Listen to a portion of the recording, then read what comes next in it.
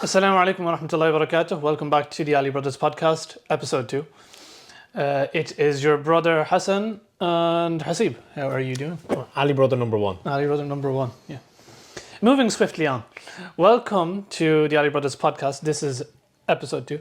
And we are going to discuss something that is perhaps offbeat for us. I think that's what the term means. It's somewhat, the topic is geopolitically charged. It's a political issue. It's literally politics. It's politics, yeah, correct. It is surrounding the issue of Imran Khan's recent arrest and release. It is Friday when we are recording this, and it was this Tuesday when he was arrested. An arrest that was deemed illegal by the Supreme Court of Pakistan. So the question is, why are we getting involved in politics? Are we political commentators now? No, not for now anyway. What we wanted to discuss about Imran Khan isn't his policies, because we're not well versed enough to discuss his policies and to discuss the political climate in Pakistan. In fact, that's one of the places where we fail our Pakistani genes, because Pakistani politics is one of the areas that everyone has to know about when it comes to family dinners and gatherings. That's what everyone talks about. Yeah, the politics, this is what's going on in the country, the currency is going down, this is like, everyone talks about that. So when we go to friends' houses for dinners and stuff, it's like, yeah, Dad, you can talk about the situation, we'll talk about the cricket or something like that. Yeah, something benign, I guess. Yeah. So why are we talking about Imran Khan? We're not talking about the policies. We don't necessarily fully agree with all of his policies. In fact, we disagree with some of them. And we want to discuss about Imran Khan. Him as a leader. Him as a representation of Pakistan. Him as someone who reignited, personally in us, the love for Pakistani culture and Islam. Mm-hmm. That's what we wanted to talk about. So it's not about the politics. It's about him reigniting those issues that are extremely, extremely important for young Pakistanis and young people. For example, living in diaspora, living abroad, to understand their position in the culture that they live in. It's not restricted to Pakistan. We're going to give the example of Imran Khan, and a lot of young people, a lot of Pakistanis will relate to that. But the topics that we discuss, they aren't specific to Imran Khan. These are things that we can take from in general. So in terms of Imran Khan, one of the main areas that is so important about his personality is his confidence, his eloquence when he speaks. He's so gripping, and his control of his language when he speaks, whether that's in Urdu or in English. He knows the English language, and it really comes across, his confidence when he is standing on the UN National Assembly stage, when he's standing there, when he's giving interviews to Western media, and he's answering those questions with confidence with Pakistani media. Even in this situation, in terms of his arrest, it really shows the man has been arrested. An arrest has been deemed illegal by the Supreme Court, and he is calm as a cucumber. I didn't think I was going to use that phrase, but I have. Yeah, but no, he has great emotional control. And that's exactly what you want in a leader at any level. Emotional control, because if you're making decisions based on emotions, you're probably going to be not for the best. Yeah. If you're, just in general, if you're basing things off emotion, it's not good in business, it's not good in politics, it's not good in any sort of decision making. And he really has control over his emotions. Like I said, there's all these lies being told about him. He's been arrested illegally, but he's just sitting there understanding the game. Okay, this is my current situation. This is what I can do. This is what I can't do. Getting emotional about it, crying about it isn't going to do anything.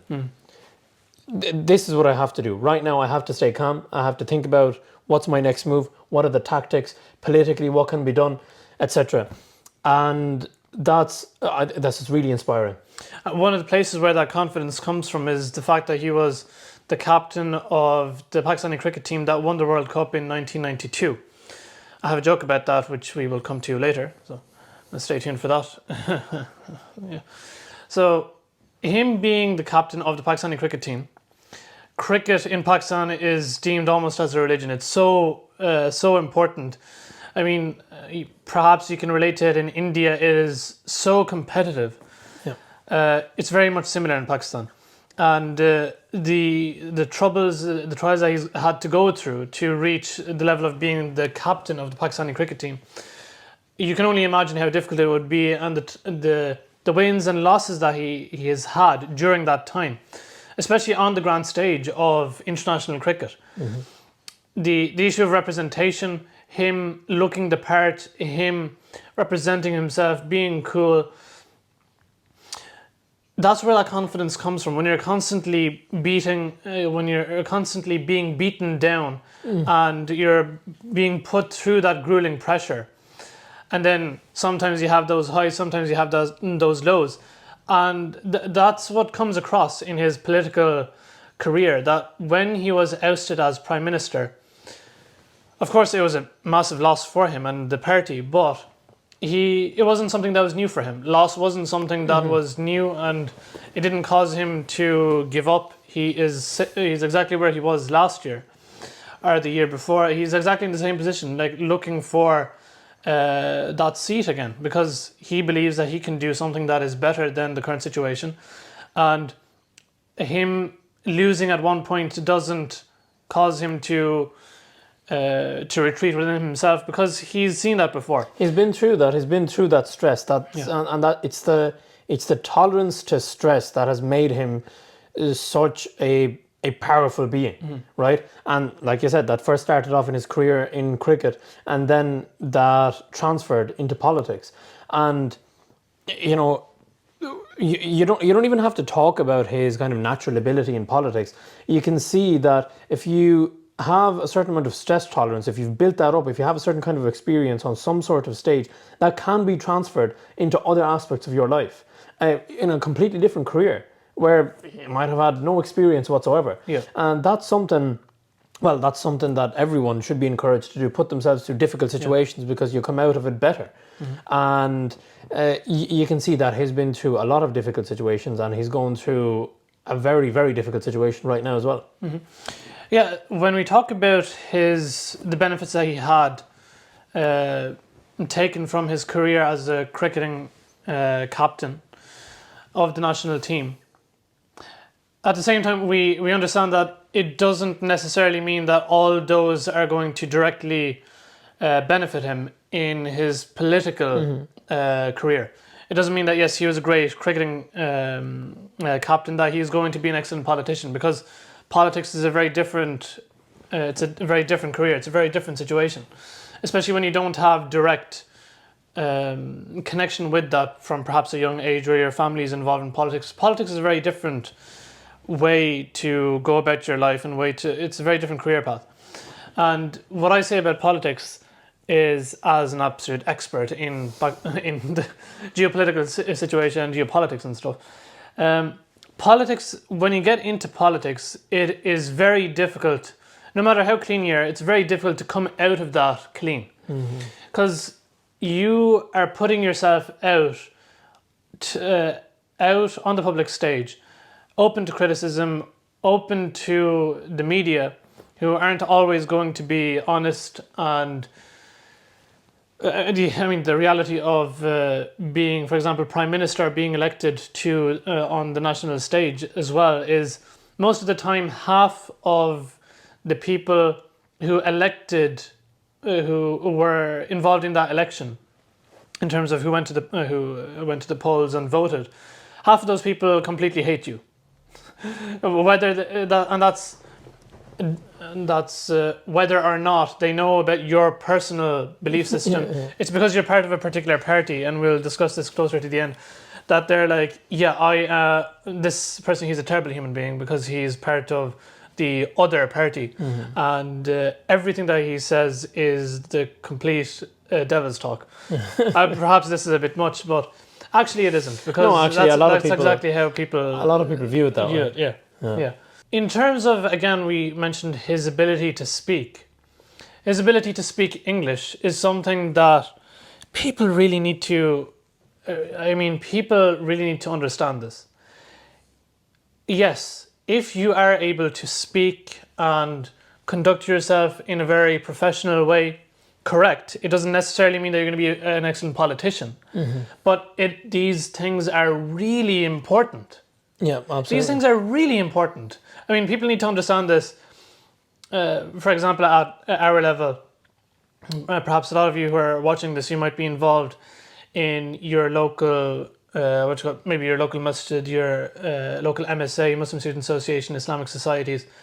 It is really important that the people that you elect in those situations, yes, they have the ability to do the job properly, but also it is a huge, huge plus for them to be excellent representations of the society and the wider community.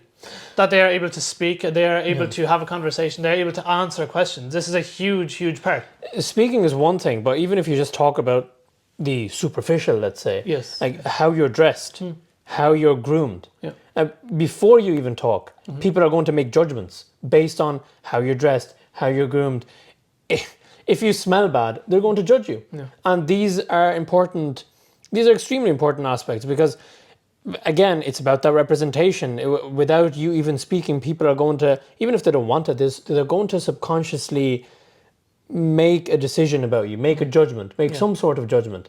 And if you have any sort of, if you feel any sort of responsibility towards your, whether it's your culture or your lifestyle or whatever it is, or if you feel like you do represent something and if you're proud about it, then you should absolutely take a lot of care into the superficial. I say superficial because That's what matters nowadays. because also it reflects what's on the inside. Exactly. It's if you believe that it reflects that it is my belief system that I should look this way, that I should be groomed, that I should smell good, I should look good, and then that's a superficial. Then it comes to things like speaking. I should have the ability to speak. I should have the ability to communicate properly and effectively and be gripping. Are people actually interested in what I have to say? And then it goes into the content of, okay, how do even basics like how do I form my sentences? Yeah. Am I repeating words? Do I sound robotic? And these things matter, and they matter more and more if you have any sort of, if you want to be a positive representation of anything, this really, really matters, especially in the day and age we live in. And this is why we're talking about it, that Imran Khan has done very well. He's 70 something years old. Yeah. 70 something years old. He's wearing the traditional Pakistani clothing, and he clearly takes care of himself. At this age, somehow he has hair. I don't understand how. He has a full head of hair. But he's clearly groomed well. He looks the part. Just recently, he was just released, and he had his shades on and everything. And he had his shades on in court, bro. But those are the things that matter, and especially in this day and age when there's going to be a picture taken of him, and that's going to spread. People are going to make judgments. They don't even know. A lot of people aren't even going to know. Okay, who is this guy? But the way he's sitting down, looks pretty calm. Looks pretty chill. Looks pretty relaxed. I wonder what he has to say.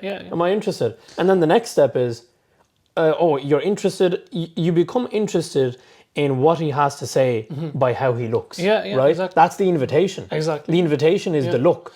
And then the next step is, then they're interested in what you have to say, and then how do you keep them there? By talking in a way which is gripping and interesting and eloquent, and that he does that very well in multiple languages. Yeah, exactly. In multiple languages, exactly, yeah. We mentioned this about Islam and the representation of Islam. If you want to represent Islam as something that is beautiful, put that to the side. If you want Islam if you believe Islam is the best way of life, it's going to do wonders for yourself and for other people. If that's what you want for other people, then you need to show that to other people, that it is doing wonders, it's doing benefits for me. Because if someone knocks on your door and, their hair's all over the place, they're not groomed well, their clothes are, just anything, regardless of who they are, whether they're a Muslim or a non-Muslim or whatever views they hold, you're not going to be immediately that open to whatever life they're living. Because you're like, I don't know, I don't really want to take much advice from you because I don't think I'm going to take much from it. But that's not what Islam is. Islam necessitates that you have a better life, that you stand up straight, that you represent yourself in a way that is professional. I was mentioning this to you actually a few days ago, that in the dental hospital and in professional settings, we have this rule that you have to cut your nails beyond a point that like they shouldn't extend over your fingers. And I was like, from an Islamic perspective, it is so strange to hear that from a professional setting, because that's basics for Muslims. That yeah, you cut your nails every Friday, like you try to cut your nails every Friday. You take a shower, you groom yourself properly, like everything to do with Friday especially. These things, they're strange to hear that. Like, okay, your boss is telling you to do that. It's strange. So these things, if you follow Islam properly, and if you want to show that, that comes across in the physical. And we say that's superficial, but that's what is immediately gripping. And then that's the speech that everything ties in together. Yeah. Yeah, it's simply a reflection of what's inside. And it's said about Islam, which is beautiful, that a third of your religion is cleanliness or hygiene. And I think that's so beautiful that in order to be a good Muslim, you must be clean. And again, this is society's state currently. It's sad to say, but even basic hygiene is not exactly something that a lot of people are taking care of. Basic hygiene. I mean, this is a whole other tangent that we can go down, but yeah, I think the statement is that half of the religion is cleanliness. Cleanliness is half of the religion. And going into medieval Europe and Spain in particular, when the Muslims conquered Spain, there was a stark difference between the Muslims and the non-Muslims in terms of the hygiene that they would have. And that's what Muslims are forgetting nowadays. There is this inferiority complex, and that'll tie in nicely with the next point. That, we're backward because of this and that. No, that's not the case. No. That is not the case. Islam, it seems heretical to say Islam to one side, but people also need to understand the importance of culture. That's what I want to point out next, and that's what you pointed out in terms of Imran Khan. He would constantly wear the traditional clothing, again, in a professional way. I mean, yes, this is where that inferiority complex comes in. That like, yes, West is best. You have to wear the pantsuit, you know. As they say in Pakistan. Yeah. I'm Pakistani. Are you making fun of? No. Yeah, Haseeb here is basically half white because he doesn't care about Pakistan. Yeah. What do you have to say for yourself? I don't actually don't say anything. Yeah. You don't embarrass yourself in front of me. No. But I mean, that's something that really reignited my love towards the culture, which isn't problematic even from a religious point of view, because especially when it comes to Islamic countries, they were so strongly affected by the Islam in terms of their clothing, in terms of their culture. And yes, certain areas, the culture makes things easier that are not allowed in the religion. Also, the culture makes things more difficult, which the religion makes easy. So you need to be able to disconnect those differentiate. Things. Yeah. Now, for example, it makes things difficult in terms of the marriage situation. Things are made more difficult there. But we also have to contextualize those things in their places. And it is beneficial not to throw those things against the wall, because culture, in a lot of times, is stronger than religion. It's unfortunately the case, but that's how it is. So, talking about culture, him wearing the traditional garb, him wearing those garments that are professional, him walking around on international stages with that, confidently standing up straight and speaking the language of the oppressor. I mean, we're being a bit extreme with this, but I mean, if you. I mean, even when he starts, you talk about speaking the language of the oppressor, but even when he begins talking, when he's addressing the nation, when he starts talking, he always says Bismillah ar-Rahman ar-Rahim. Bismillah ar-Rahman ar-Rahim. Iyaka na'budu wa iyaka nasta'in every time. All right. please don't fact check me, but this is what he says most of the time. This is how he commonly starts. Yeah. And that's, it can be seen as, it's very small. It's just one sentence essentially. But that is exactly what makes all the difference. And especially when you're a leader, when you're leading the country, and when you have millions watching you and millions looking up to you. Especially people, kind of the youth will start to see, oh, actually Islam, or saying Bismillah ar-Rahman ar-Rahim, or things like wearing the traditional garb, it isn't something embarrassing. It isn't something inferior. In fact, this is something that we should be doing. Not only should we be doing it, but we should be proud of it, because this is our culture, and there is a reason for this. Yeah. And again, that's yes, the West has its culture and they have its clothes and many great things about it, of course. But that's the thing. Pakistan also has it, just like all these other countries, and that's what he's really highlighted, that you shouldn't have this sort of inferiority complex. It's not, yes, this idea, you've mentioned it, that automatically West is best in every regard. Yeah. It doesn't. Since when? Yeah, exactly. It's not. No, it not isn't. the best. It isn't. There are. I mean, this is where There's very obviously there's nuance to this. I was about to say that, yeah. There's many areas where yes, in general the West is better and it's more successful financially. And you can take that and you can leave and what you that's disagree with. Exactly. Yeah. But the whole point is that how about we take those aspects, we take some of those aspects, we incorporate those into our own beliefs and our own traditions, and basically we use whatever good we can from wherever we can, and also use it in a way where we can incorporate our own traditions, our own cultures, and that way you don't have just another Western country or another country wannabe Western you can't country. be. This is one of the exactly. issues of identity for young Muslims, for us young Pakistani Muslims living in the West. It's like, okay, am I? For example, we're Irish. Are we Irish? Are we Pakistani? Are we Muslim? Where does this? Of course, for me in particular, we won't go too deep into this, but you're a Muslim, and that's the most. How do I say? It's the most flexible in the sense of culture, that you can take different clothing, you can take different ideas, languages, even You can take these things, but that's where this inferiority comes from, and it seems like a small issue. Or what are you wearing? Is Pakistan really that bad? Actually, it is. Yeah. You have certain clubs, certain what's the best way to say this? That's right. Societies it's more what would you call it? The more expensive social clubs clubs, social clubs in Pakistan, where there are restrictions that you have to. You're not allowed to wear shalwar kameez in this area. Yeah, so you're not allowed to wear the traditional Pakistani clothing in these social clubs. Mm-hmm. And these social clubs are obviously usually for the elites or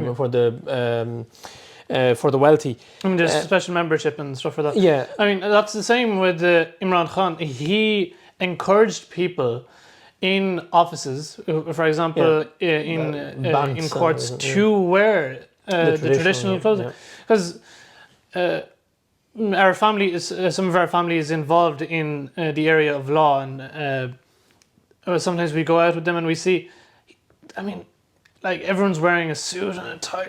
I mean, what the frankly, what's the problem?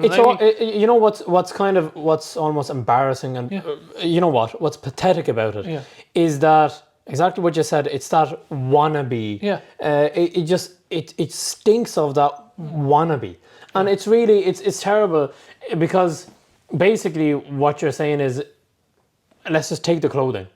You're saying that, yes, this way of dressing is objectively better. Yeah. So and especially that's what that's what these elite social clubs are trying to push as well. That, you can't wear the traditional garb. Okay, why can't you wear the traditional garb? This is Pakistan we're talking about, but you can't wear the traditional garb in Pakistan in these elite social clubs. Yeah. Why? Because there's no other reason, because you think and you want to push that this is inferior. Yeah.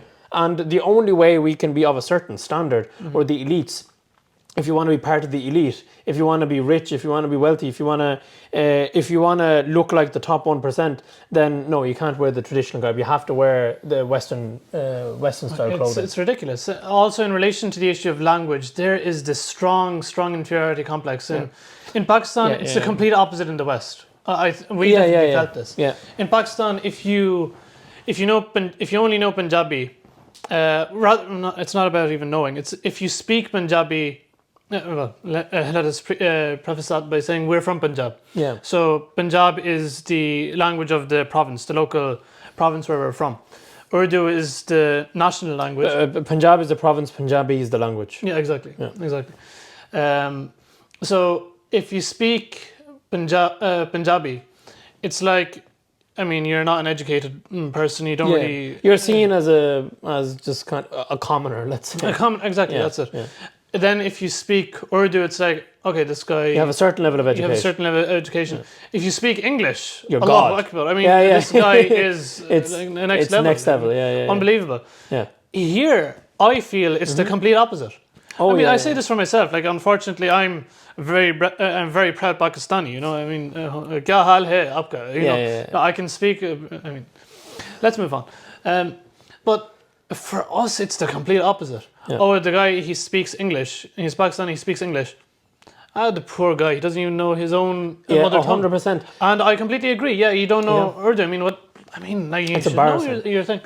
Not only that, before I forget this point, I find it, and you see it in the kind of in the national Pakistani media as well. And there's nothing that grinds my gears more than this. When it's a formal setting, it's a national Pakistani TV channel. Maybe it's a news anchor talking, or maybe it's an interview with some sort of government official. They're speaking mainly in Urdu, right? Yes. But they're constantly using English words, and it's not English words in that. Names or things like that, where you have to use No, it's they're constantly using English words, and I feel embarrassed watching that. It's like, sorry, does this word not exist in your language? Yeah.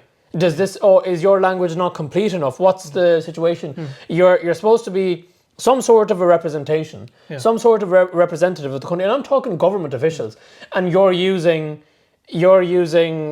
English words when you're trying to express something in Urdu. Yeah. It really goes. That's when they speak Urdu.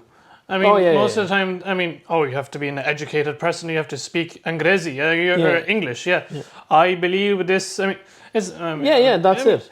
Like, it's one thing is that yes, you should know the language. Yes, if you're in that kind of position where you're representing the country, especially when you have to represent it on the international stage. Yes, you should know the language. But even if you do know it, that's something that... No, Imran Khan does this as well, that he doesn't speak Urdu. I might stand corrected on this, but for the most part, he doesn't speak English to Pakistani media. He doesn't speak because that's... you have your own language. You can speak your own language. There's nothing to be ashamed of. What I was saying in the West is, the kid, he only speaks English. That's the poor kid. He doesn't know his mother tongue. Oh, he speaks Urdu fluently. He speaks Urdu fluently, and he doesn't use English words. Like you're saying, you are speaking Urdu. Yes. Yeah. You're not speaking Urdu and English, because I am a white, half white coconut or something. Do you know coconut? Do you know what's crazy? It's even people I've noticed, just having conversation, I've noticed that I was talking about government officials and people representing, but even kind of everyday people who, by the way, do not use English at all. No. Some of these people don't use English at all, and they're using English words constantly when they're expressing themselves in Urdu. Yeah. And I don't... Why?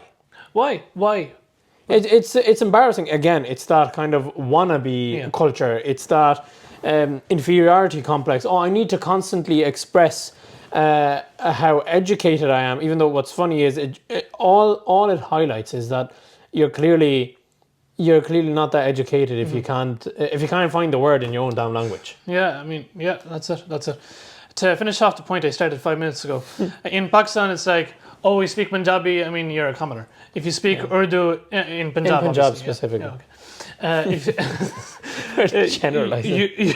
The whole country. Everyone is from Punjab. Everyone who isn't from watching this is Punjab from just Punjab. watching Yeah. this kind of losing their minds.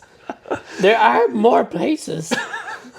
If you speak Urdu, okay, you know your stuff a bit more. We can talk to you now. You're not an absolute idiot. Oh, you speak English. You are the. You are. Yes. It's amazing. You. It's amazing. Subhanallah. And then in the West, it's the complete opposite. Yeah. The poor kid, he doesn't know his mother tongue. Oh, you speak Urdu fluently and you can express yourself with Urdu words. That is so impressive. That is literally so impressive. Also, when we hear young people speaking Urdu, it is so heartening. It's so nice to hear. Genuinely, it's brilliant. It's very, and then to finish my point before you cut me off again, if the guy knows Punjabi, if they're from Punjab, for example, or their local language, and they know it, that is like next level. For us, I think in the West, like for us, especially for the Western overlords, I mean, this is the other thing that like this idea of what we'll come to this in a second, but this idea of the West and what the West knows is completely misunderstood, and it's implemented in a way that is it's completely alien to what the West actually is. But to finish off the point, I mean Punjab, and then you being able to connect with Punjabi poetry and Punjabi literature, that is literally magical. Yeah, that is literally that. If you're able to quote, "Inshallah, I'll get there someday." I mean, this guy, he's so bloody. He loves Pakistan so much, and he can barely. मैं कुछ उर्दू बोल सकता हूँ. I mean, I can speak. The problem is when he speaks like a foreigner. When the sentence goes more than 4 or 5 words, the accent starts to give in. The accent starts to crumble. But that's it. I think I've made that. I think I finished the sentence. Tell me, why do you think Imran Khan is important for Pakistan? Why is Imran Khan important for Pakistan? For me, is Imran Khan important for Pakistan? Is Imran Khan important for Pakistan? For me, look, this is where nuance comes in, right? He is very important for representation because I think this is almost objectively the case in the international stage. I think Pakistanis need to be proud of someone like Pakistan, someone like Imran Khan, who is able to stand up straight, who is able to speak the language clearly. He's able to express himself. He's groomed well. He is not afraid of representing his culture. This is what young people especially need nowadays, who are in two minds about what their culture is. Is this their culture? Will they be accepted in these areas? And then another point is when it comes to the Islamic side of things. Him starting off saying, Bismillah ar-Rahman ar-Rahim, Iyaka na'budu wa iyaka nasta'in on the international stage, for example. It seems like something small. And it seems maybe, well, to Pakistanis now, it perhaps does seem like, oh, you're reaching. I mean, like, what is, just say the point. Like, why are you being Maulvi Saab now you're quoting the Quran? Isn't it funny if you simply start with Bismillah ar-Rahman ar-Rahim, which is in the name of Allah, the most compassionate, the most merciful. So you say this at the beginning of anything, essentially, or as Muslims you should say this, because essentially what you believe is that you're kind of asking God to be with you. You take God's help with you whenever with whatever action you're taking. And in the verse he quotes, "Iyaka na'budu wa iyaka nasta'in." It's from the opening chapter in the Quran that we recite every day in our prayers, in every unit of our prayer. Iyaka na'budu wa iyaka nasta'in. It is you who we worship. It is you we seek help. And coming back to the West. Let me just finish my point. I was just saying that even just that one phrase, that one sentence, that becomes. This is too religious. This is too much. You shouldn't just get to the damn point. And all he's doing is, frankly, what Muslims should be doing. And they should be doing it publicly. It's not like it's getting in the way of anything. It should be part of who you are. You certainly shouldn't be embarrassed by it. It's I mean, that's what I'm saying about this West is best mentality. I mean, you don't take that part. That when they say "in God we trust," right, yeah. Oh, no, that's religious. No. Oh yeah. You have to separate. I'm not going to go into kind of the politics of, but I say I'm not going to go into the politics, and then exactly what I'm talking about. No, but There should be no difference between church and state. but what there should be no difference. But like for example, in the UK, That was a joke, by the way. That was a joke. Yeah. Yeah. That was a joke. There shouldn't be a difference.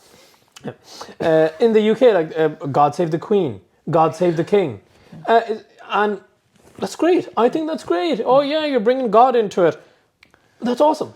Yeah, you should, and that's exactly what you said. So people in places like Pakistan, they don't take things like that. Like, oh, even the West, they're not as religious, but they're saying like, God Save the Queen, God Save the King. Okay, maybe we should incorporate our actual religion, which has been like it's. I think that sums up your point rather Yeah. with excellence. Just one thing before I forget is the kind of actually. Could you talk about the mentality of Imran Khan when it comes to Pakistani independence, let's say, on an international scale, versus the current prime minister, and specifically something he said, which is really, if you're Pakistani, it's. I think depressing is the only way to describe it. If we can just get back to that in a second, just talking about the Islamic side of things a bit more. Imran Khan, he comes in wherever he's sitting down. You'll see pictures of him in the courts nowadays as well. He has the tasbih around him, and let's not start a debate on like whether you should use tasbihs to count dhikr, but showing this level of an Islamic your Islamic personality, that you're sitting down, you're doing some dhikr, you're saying subhanallah, alhamdulillah, you're quoting the Quran, iyyaka na'budu wa iyyaka nasta'in. It has such a big impact on culture. It has a huge impact on popular culture. And I say, Pakistani dramas, Pakistani cinema, media, entertainment. The dramas that we see on ARY Digital, Geo, and Bowl TV, and all these. I have no idea. I swear I know of Geo and ARY. Yeah. But I have no idea. There's a few. To be very clear, I do not consume. Hang on. Yeah. I do not consume any Pakistani dramas or anything. I don't have the time for it. Right. And also, if I had the time for it, I wouldn't. But maybe you're going to talk about why that. Let's get to. I mean, you mentioned the point, so we have to get into this. It's because you believe Pakistani media is completely inferior to the West. So no. It's not let's discuss this now. You brought it up. Okay. So yeah, the dramas are shite. Oh, here we go. Yeah. The dramas, most of the. Especially, there's a difference between. I haven't watched a Pakistani movie in a very, very long time. I do not remember. From a cultural perspective. Or, I mean, if we're... No, I was going to talk about something else, but I won't. But... the dramas, definitely, because they're obviously so... They're so specifically terrible. But... Haseeb constantly calls me a Pakistani auntie for watching Pakistani dramas and stuff. He does. The way you keep it up with it. When I open up his iPad, sometimes I'll be opening up to watch some YouTube video or something, and the last episode of what was the last thing I saw? It was what's the latest episode of I don't know, insert name of typical Pakistani drama, which is literally anyone. Yeah, it's It's just I don't know how you do it. Okay. It's I don't have that much time. I don't do it that much anymore. It's mostly because Mum has access to my YouTube account, so that's why a lot of those. Oh, okay, that's my cover up. Okay. It's. Okay. There's but a certain that does make sense. Knowing exactly what the next 10 episodes are going to be about. It's going to be the mother-in-law is going to be attacking the daughter-in-law, and then things are going to go downhill, and that's basically every drama. Anyway, can we get back to... Yes, the point was Imran Khan sitting just talking, like mentioning the... You don't know Pakistani dramas representation. That's what I was about to say, yeah, exactly. Think about this for a second, right? Think about this. and sure, we can do Tawbat all together after because we're discussing this issue of dramas. But in one of these shows that gather tens of millions of views and is one of the biggest exports to Pakistani diaspora, one of the biggest exports in Pakistani culture. Despite how bad they are. Moving on. If Air White Digital, I don't know which one is the best, but whichever one is the best, you can comment some recommendations that I can watch without Haseeb's approval and knowing. Islam says that your elder brother is equivalent to your father. But you hate the culture. That doesn't take away from the fact I do respect you. Yes, I have to respect my elder brother, etc. and stuff. But I mean, the culture is also important. What was I saying? It's going out to millions of people. Millions of people are watching. Yes. Imagine if one of these shows, I wish I remembered a name of some show. Same. Imagine if they depicted a young man going through a crisis, because that's what every show is about, a crisis. And he constantly goes onto the musalla, he's on the prayer mat, he's making dua, he's doing tasbih, you see him going to the masjid, you see him talking to the imam, discussing certain issues. Imagine how much that would shake the Pakistani youth and the entirety of Pakistan to the core. That, okay, this is being shown with excellent production, and a lot of money goes into this. This also, people almost. Sorry, I'll let you continue your point. But people almost worship is the wrong word. But people almost worship these actors, and obviously there's a big culture to that. Much like the West as well, but there's it's very much in Pakistan. There's a lot of that in. And there's worshipping the Pakistani actors and stuff, and the bloody West as well. Oh, Tom Cruise. Okay, yeah. But imagine if that was the case. Tom Cruise is a G. Have you seen? Imagine if that was the case. His latest one was really good. What was it? Not his latest. Where he's flying planes, man. It was really good. I think you mentioned this to me. Top Gun Maverick. Top Gun, yeah. It was. I'm not going to watch that because really, I'm Pakistani. Really good. And I don't consume Western content. It was just a fun movie. You could go and you could watch it, and but imagine if there's very little of that agenda that's going on in Hollywood these days. Let's consider this. That's not what we're talking about right now. We're going to talk about that some other day. Yeah. Imagine if Tom Cruise comes into one of these dramas and he's mashallah, he's a Musliman and he's wearing the topi and stuff and he's making dua and stuff. I mean, this is where the West can actually this is an idea to the West. Make Tom Cruise a Muslim, and you will get people lining up and you will get revenue like nothing else. Like genuinely. Yeah, if you're listen. If this is going in a different direction than when we started. Look, to all the Hollywood production companies, if you want to make money, this is the way to do it. It is. If you want to bring on all the Muslims, this is the way to do it. You start showing.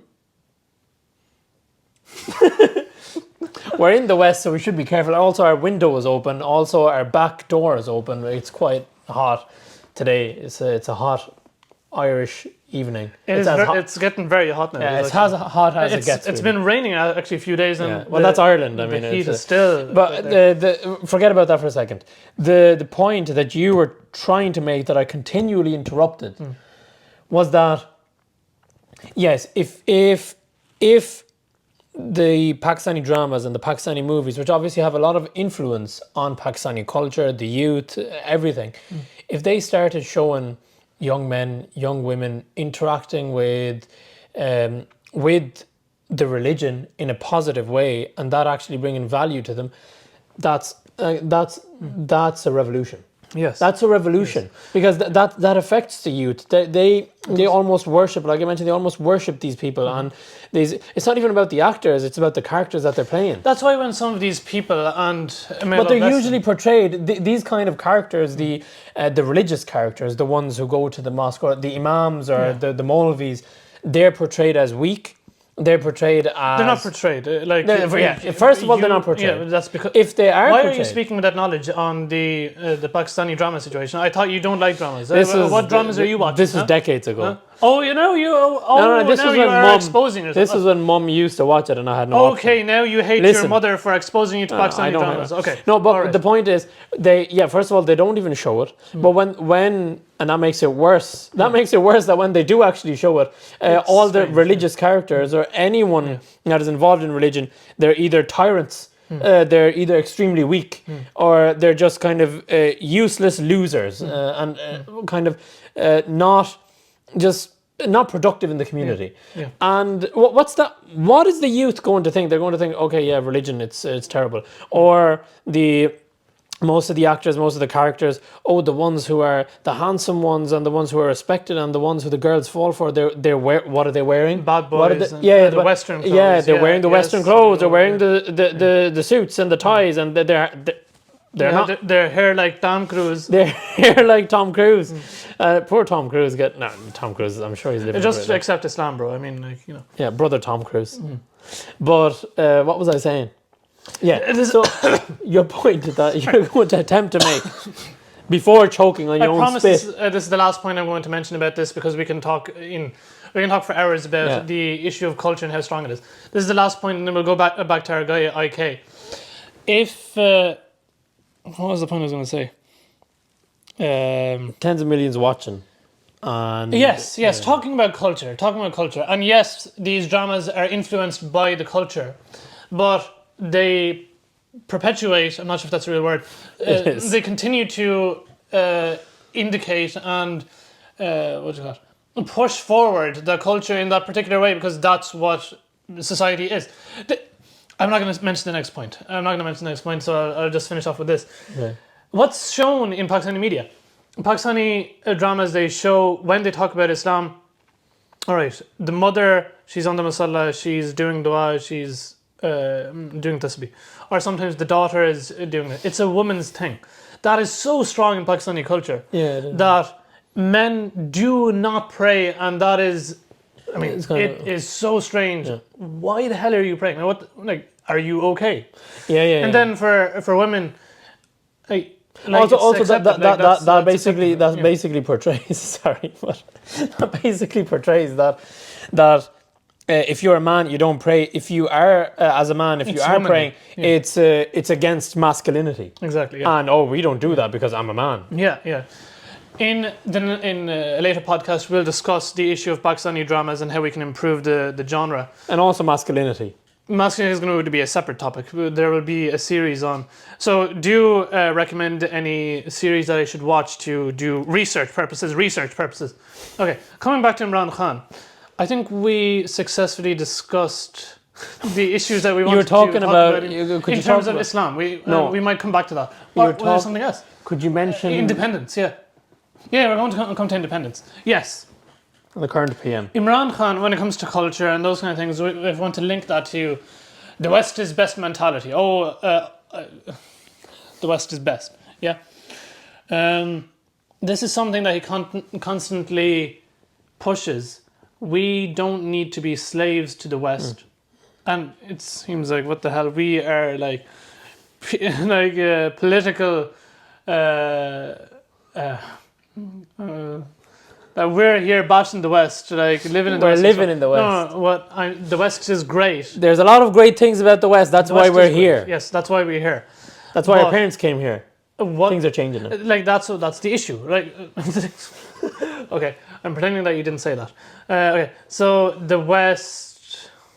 What the hell am I saying? The West is best mentality. I was going to say something Could really you make the point? Why is that funny? Could you make the point? Okay, basically he said, let's not be slaves to the West. We have our own identity. But the current Prime Minister, and it's not to, let's try not to paint him entirely with this brush, but this is something that he said, right? He said, quite soon after he took the position of Prime Minister of Pakistan, after Imran Khan was ousted, he said, beggars can't be choosers. That is an insult. It's an insult. I mean, beggars can't be choosers, full stop. I mean, since when is that an acceptable status quo? And since when is that acceptable to hear from the leader without any, nuance or anything? If there's anyone who's going to provide hope Yeah. and leadership Yeah. for the country, it's supposed to be someone like the Prime Minister. Yeah. And this guy is saying things like that. It's unbelievable. And it's just accepting it like that. Yeah, like, that's the point. We're not going to try. This is just you're the in a situation that you are dependent on. Here comes the geopolitical knowledge, and the diploma comes out and everything. No, you're in a situation where, yes, you are dependent.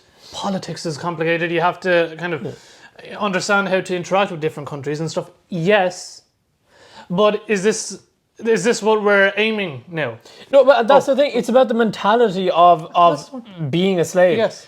It's the brokey mentality. No, listen to me. This is what it is. It's not. Listen, you can brokey. It isn't about do you have money or not. Yes, that's part of it.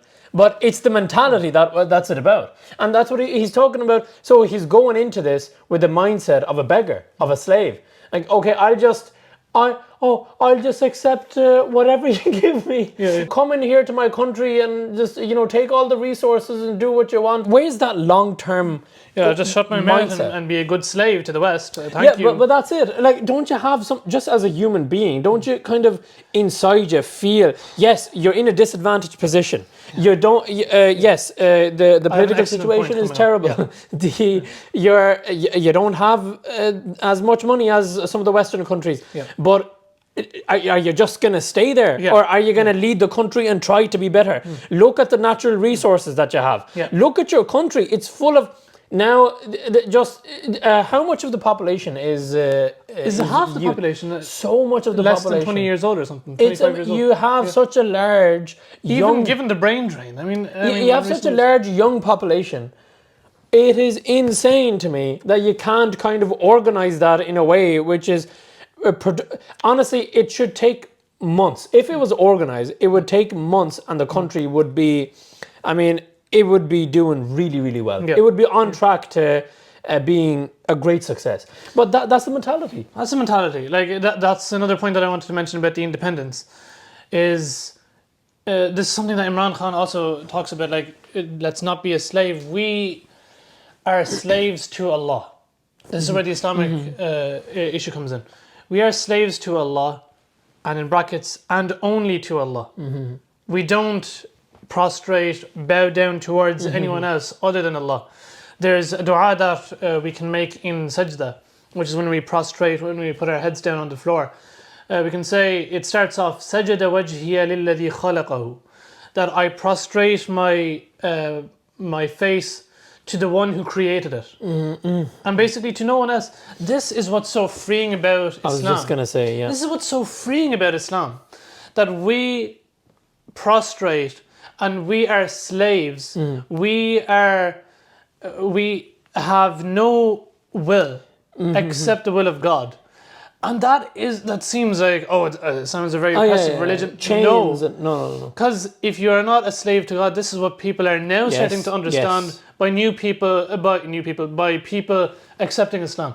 Now they're saying that, like, if you're not a slave to God, then you're a slave to fashion, you're a slave to your desires, you're a slave to culture. I'm talking about culture. Other people, money. Other people's expectations of you, money, But that's the beautiful thing. When you submit to God, then if you are a slave to God, you will never be a slave to anything else. You will not be a slave. Because you will always respect yourself. Yeah, exactly. Because you will always do, in every situation, what does God want? What does God want? It's not about anyone else. Yeah. And you're not answering to anyone else. You're only answerable to God. And you will be stable in the position that you're in. It's not to say that, like, you should follow the law. No. I'm only enslaved to Allah. Yes. But it also gives you that freedom that you can respect someone and disagree. You can love someone within reason. You have to respect yourself, and you're not going to bow down towards anyone else, but you will shake their hand, you will give them a hug, you will give salam, and you will respect yourself, and you will give respect, and you will command respect, because you are a slave to God. Also, it's there. there is no one worthy of worship except Allah. La ilaha illallah. And this is evident in your daily interactions with everyone.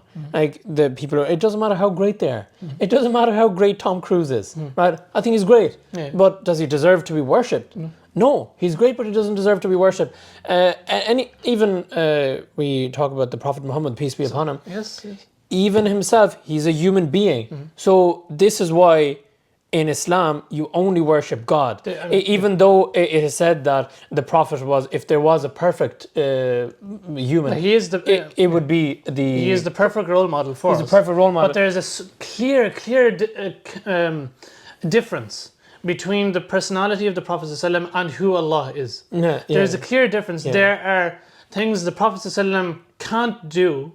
That there are things that there's a clear difference. The Prophet ﷺ isn't all-knowing. He doesn't know everything. We don't worship the Prophet ﷺ. That's one of the concerns the Prophet ﷺ had in his life, that don't praise me so much as the Christians praised Jesus. That they praised him so much that they took him as a god.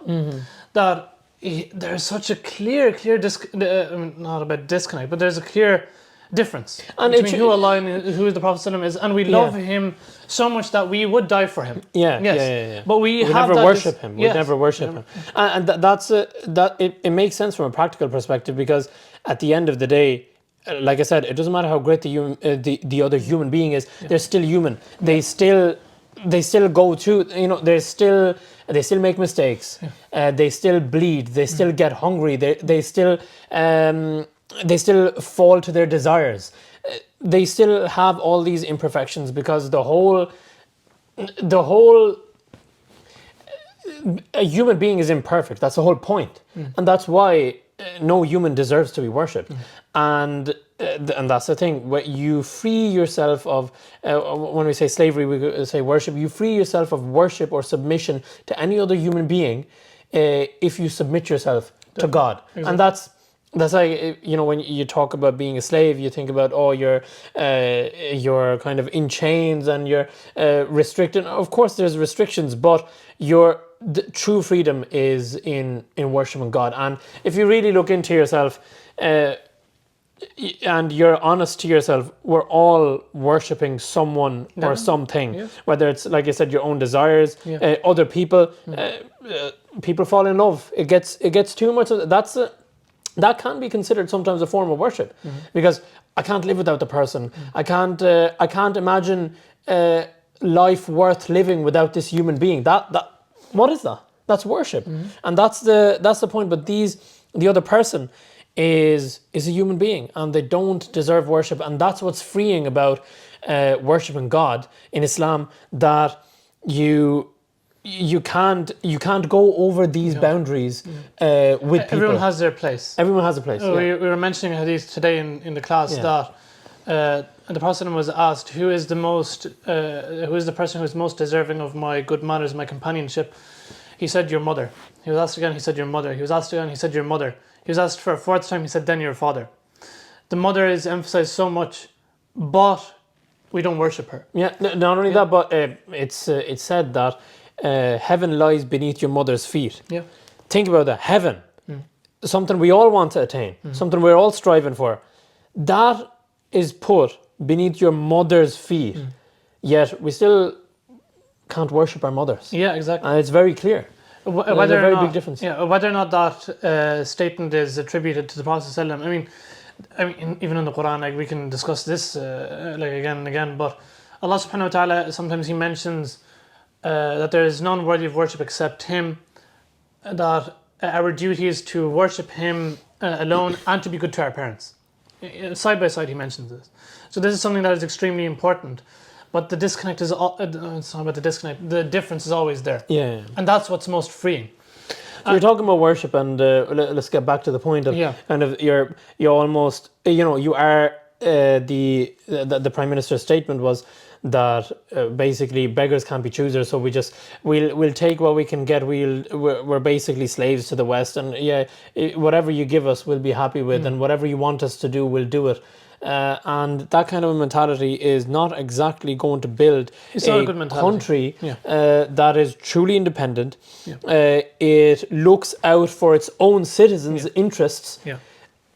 You're not going to get a country. You're going to get a country in a government in power that's going to look out for the interests of the West, and who is going to constantly be basically a puppet government. And that's we really didn't want to get into the politics of it. Okay, we're very deep. Well, I mean, we. I don't. What do you mean by we? I mean, okay.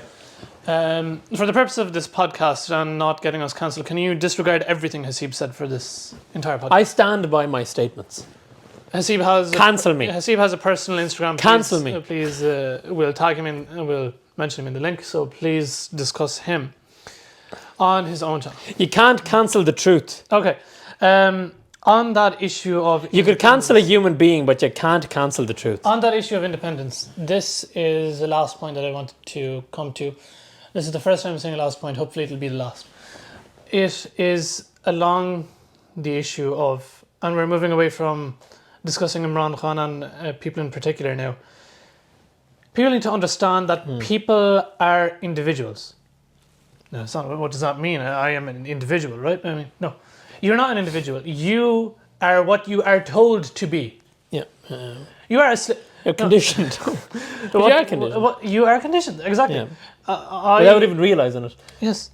I have certain political views. Why? Because I've been told that these are right. Yeah. I have certain tastes. I believe certain things are correct because this is what I've been told, right? Yeah.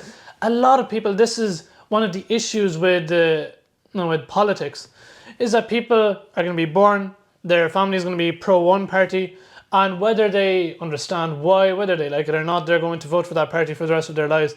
Whether or not they agree, they're not even going to come to the point of agreeing or listening fairly to the other person because they're like, yeah, I don't really care because I'm going to vote for this guy anyway. This isn't only the case for politics. It is so interestingly the case for politics that this is the case, and recently, because the world is becoming so bloody political, we're starting to engage in and starting to listen to discussions on politics in the US, for example.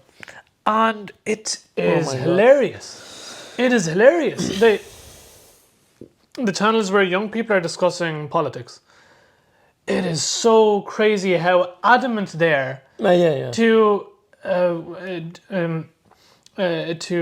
steel man. I'm not sure steel man is the word, but to say that this idea is true, and I have to fight to the death to explain this. Not only that, there's a big difference between I take this one idea. Right? I take this one idea, and you're debating its truth. That's one thing. That's actually fair enough. Now, what you're trying to say is that there's a whole bunch of ideas grouped into one, and those bunch of ideas are labeled either liberal, for example, or conservative, for example. And now, if you have you're not allowed to have one conservative belief, a couple of liberal beliefs, another conservative belief in a different aspect of life. No. If you have one conservative belief, then you are a conservative, and that's it. And that's it. You can't have any liberal beliefs. And that's also all there is to you as a human being. You're a conservative, and from now on, I'm just going to look at you as a conservative. And you're on the other side, and we can't discuss. And we can't even discuss. Or if you have one liberal belief, it's no. How could you? If you have one liberal belief and all the other beliefs are conservative, for example, no, you're betraying the conservative party.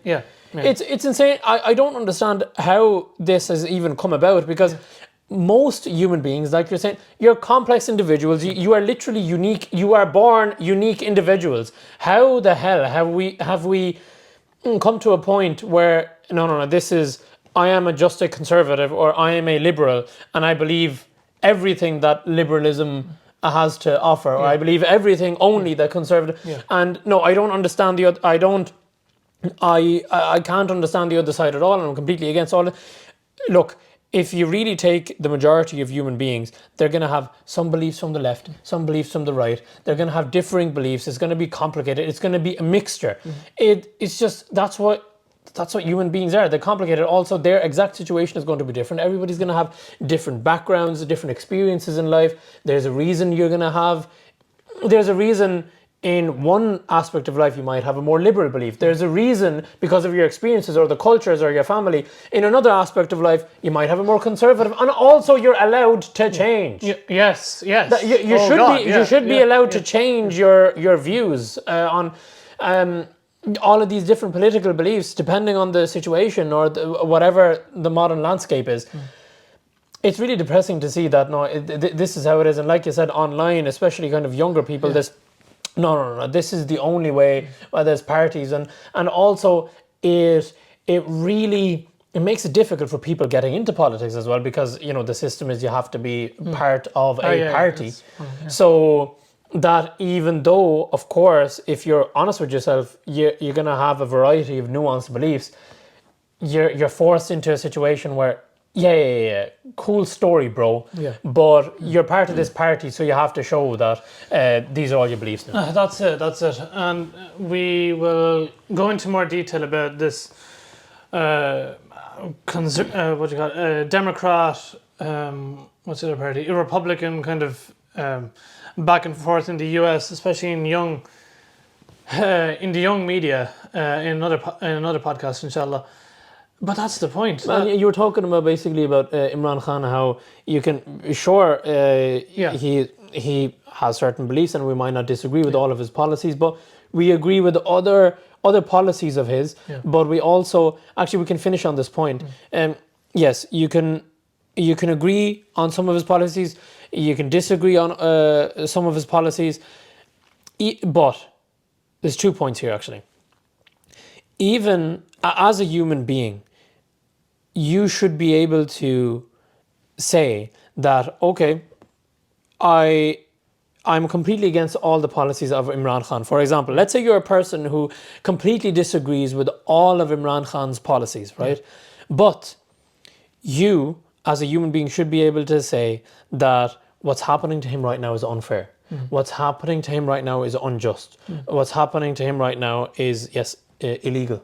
Yeah. Right. You should be able to say that. Fine. If you don't think it's illegal, you don't have to say it. But if something is wrong, say that it's wrong. Yeah. Just because you're on the other, you're part of the other party, or you're on the other side, it doesn't mean that you now basically just because the person is playing for the other team that everything they do can't say anything. That you can't say kind of.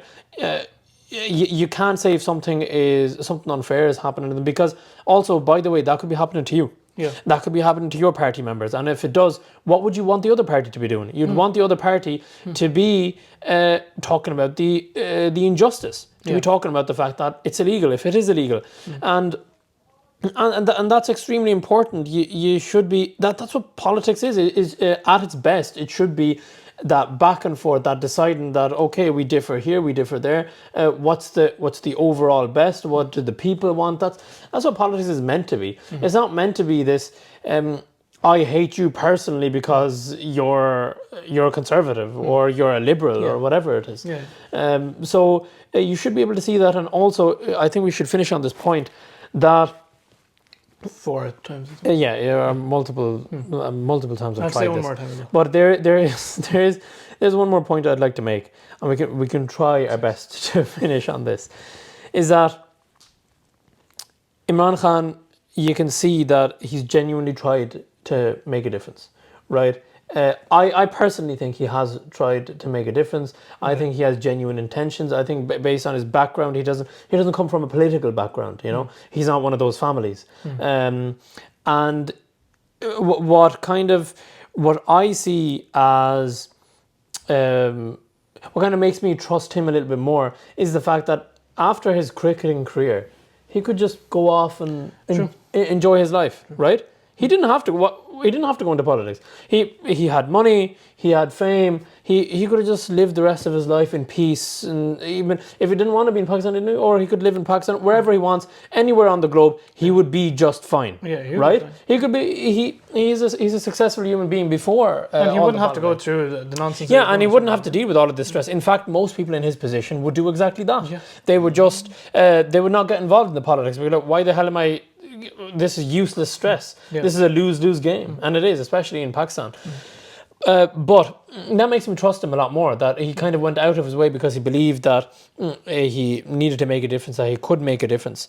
And he has tried when it comes to representation. He's definitely improved the representation aspect that we talked about. So there are clearly these positives that he's making. He's making people kind of encouraging them to be more independent and more proud of their country, and also about Islam.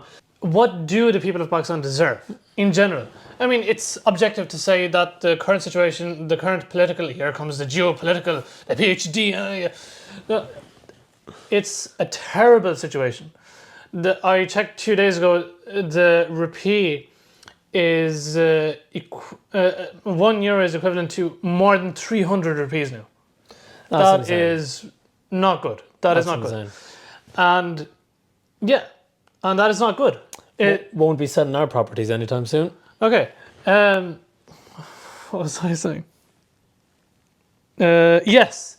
What do we deserve? What do the do people we- of Pakistan what do the people deserve? of Pakistan deserve? What do we deserve? We're also Pakistan. I'm Pakistani. I don't know about you. Yeah, but especially the ones. What living happens in my homeland affects me. Yeah.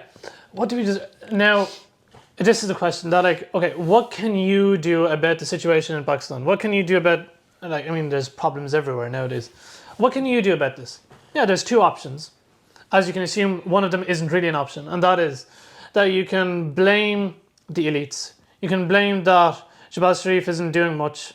You can blame that the army is doing this, the parliament is doing this, the Supreme Court is absolutely nonsense. Imran Khan, there's no hope. I mean, what the hell? Whether he comes in power or whether, yes, you can complain about that and sit on your couch and drink tea with your friends and do nothing about the situation. Or you can be better versions of yourself. Yeah. Individuals, yeah. You can be individuals. You can have nuance in your head. And you can formulate your own ideas. This is the other issue, that the next time when you go for a family dinner, and you will notice this, that this issue is going to be discussed. Perhaps you have family members who, astaghfirullah, are they follow the PMLN, they follow the other party, yeah. And then perhaps your dad is a supporter of the PTI, Pakistan Tehreek-e-Insaf. A'udhu billahi minash shaitanir rajeem. I mean, can you believe it? Absolute devil. I mean, you know, this is what's there, and yeah, it's a back and forth. Who are you going for a back and forth? I don't know how long this is going for, but yeah, I'm attacking a caricature that I have made of you. Yes, you are the right-hand man of Shahbaz Sharif. And you accept all of his policies, and you are the man that I'm going to absolutely annihilate, because this is what's going to make the country better. Nothing about you is good, because you're the political party that you choose to support is this one, and it's not the one that's mine. So like you said, I've made this image in my head, and I'm going to attack you accordingly. And on the other side as well, this is the problem. On the other side, I am a supporter of Imran Khan. I am like practically a member of his party, PTI, and I'm now sweating because I don't have a framed picture of him holding the World Cup. And here comes the joke, right? Here comes the joke. Okay. There's a meme going around about Imran Khan. Let's take this lightly. It's a joke, right? There's a meme going around that what he gave to us and what we gave him. So what he gave us, he's holding up the crystal trophy. And yeah, he gave us the World Cup. The World Cup, yeah. And what did we give him? And you can assume that it's a picture of him being taken. I was about to say taken hostage, but he was arrested by the Rangers, as we call them in Pakistan. The joke is that what we actually gave him, because I was actually born and raised in Waterford. We live in Waterford in Ireland, and the World Cup that he is holding is that's right. manufactured by Watford Crystal. So That's right. actually, in a sense, we gave him the World Cup. Do you see? Yeah, so the 1992 Cricket World Cup, the actual trophy itself, Which was one of the most unique trophies because most of them are quite different. Yeah. It was actually made by Waterford Crystal. Crystal. Waterford is where we live, and it's it's funny how that connects, isn't it? That's interesting. Life. I guess West is best. That's it for this podcast. Leave your comments.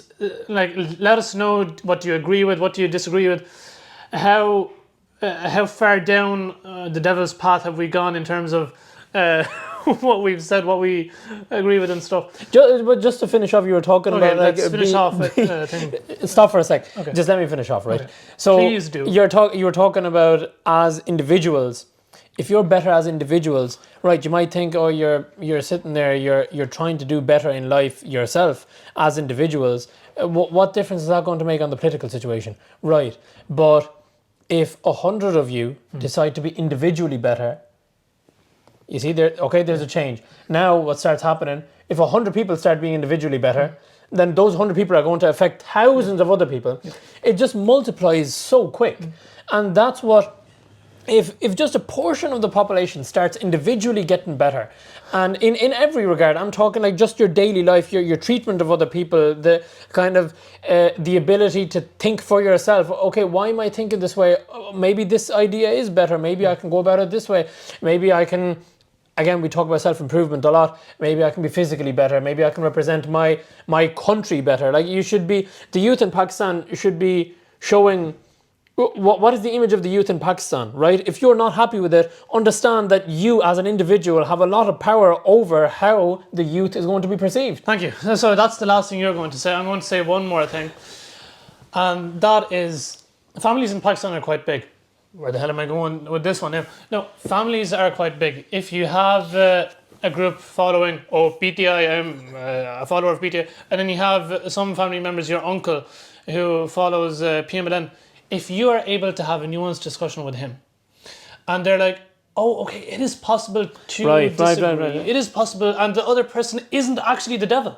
Yeah. And it's possible to have this. Then when your dad goes out in perhaps a larger forum or with colleagues and he says something, he's like, and then his friends and stuff, they're like, yeah, but you're a PMLN guy. Yeah, I believe in this, but this guy, listen to him, like he's making sense.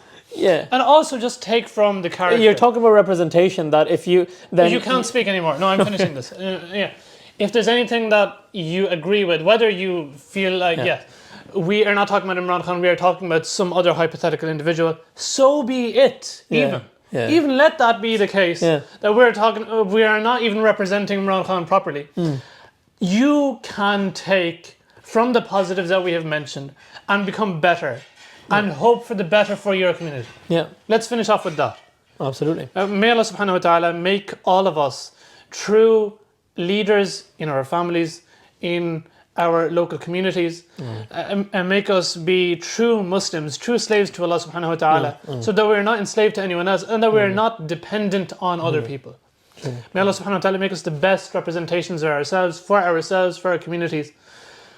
And may Allah subhanahu wa ta'ala bring back some kind of peace and justice, justice where those people deserve that justice. May Allah subhanahu wa ta'ala restore back that peace and allow us to rectify our situation, because Allah subhanahu wa ta'ala, He doesn't change the situation of a people until they change that which is within themselves. That's it for this podcast, and we will see you in the next one. Pakistan Zindabad. Pakistan Zindabad.